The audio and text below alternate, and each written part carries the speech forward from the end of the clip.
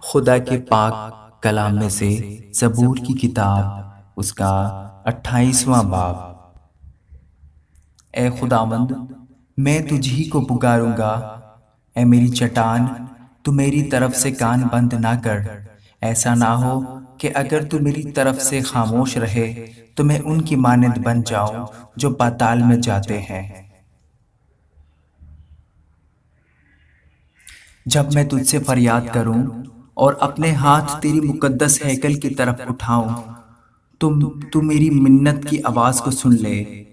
مجھے ان شریروں اور بد کرداروں کے ساتھ گھسیٹ نہ لے جا جو اپنے ہمسایوں سے صلح کی باتیں کرتے ہیں مگر ان کے دلوں میں بدی ہے۔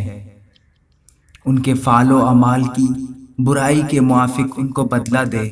ان کے ہاتھوں کے کاموں کے مطابق ان سے سلوک کر، ان کے کیے کا عوض ان کو دے۔ وہ خداوند کے کاموں اور اس کی دستکاری پر دھیان نہیں کرتے، اس لیے وہ ان کو گرا دے گا اور پھر نہیں اٹھائے گا۔ خداوند مبارک ہو، اس لیے کہ اس نے میری منت کی آواز سن لی۔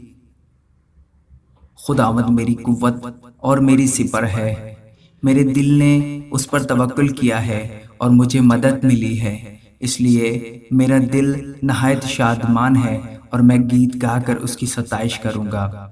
خداوند ان کی قوت ہے، وہ اپنے ممسوح کے لیے نجات کا قلعہ ہے۔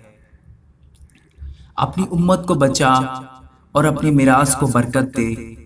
ان کی پاسبانی کر اور ان کو ہمیشہ تک سنبھالے رہ۔ آمین۔